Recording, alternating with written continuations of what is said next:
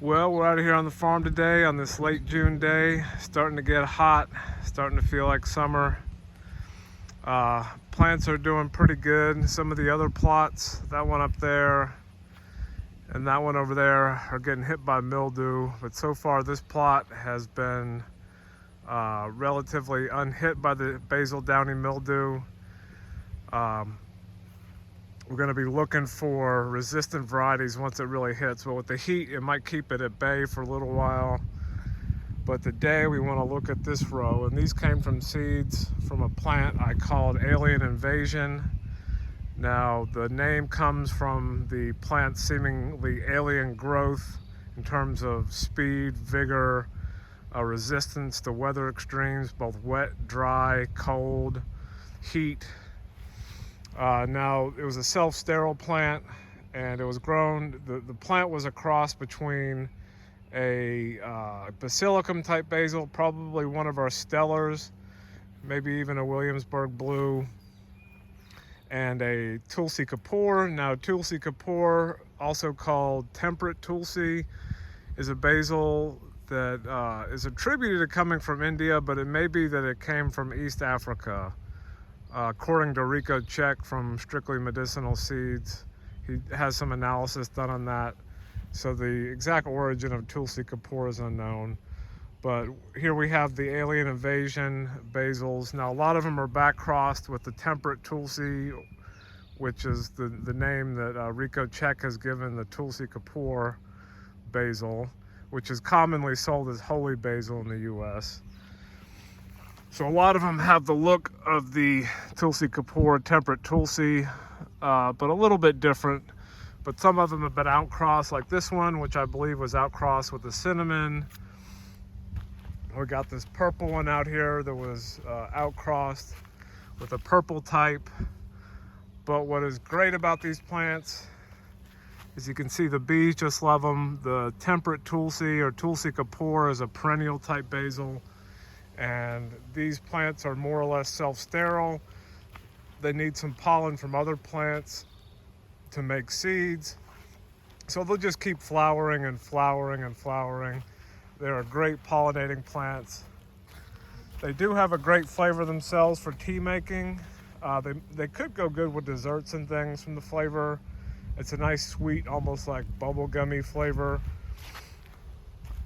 But these plants just love the flower. They have really gorgeous, little bit purplish. The flower itself is like pink, and the bees just eat this stuff up. So we're excited about this line of basils. And what's great about it is the temperate Tulsi is immune to basil downy mildew. So the invasion part of my alien invasion is I want this pollen to invade the basil crop, and we want to make hybrids, super hybrids, and just work towards basil downy mildew immunity. We don't want resistance, we want immunity. And I do have some Mirani basil growing over there to work in some of that genetics. And I have a couple rows out here of a plant that was almost completely resistant to basil downy mildew last year. So hopefully that genetics will show up in those rows.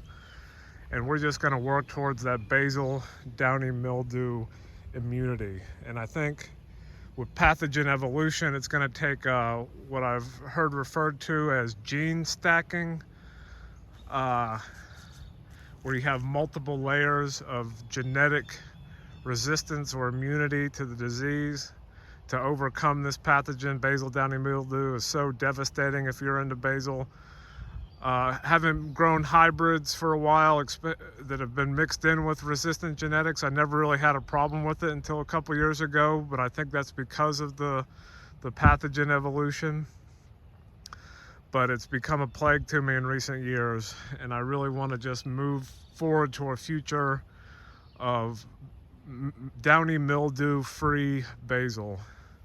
And you can see right now I'm letting these basils go into flower. My dad keeps bees. The nectar flow is down, so we're just going to let these basils kind of go into flower, except for a select few I'll take to the farmer's market. Later I'll cut them back again so they don't die off and let them reflower again for the late summer.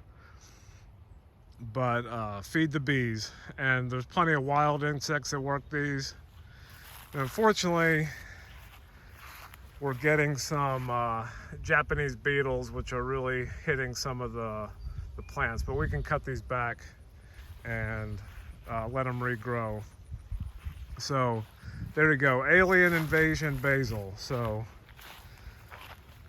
a temperate Tulsi cross basilicum basil, now getting mixed up with some other genetics. We're gonna start some lines with this basil that are extraterrestrial themed,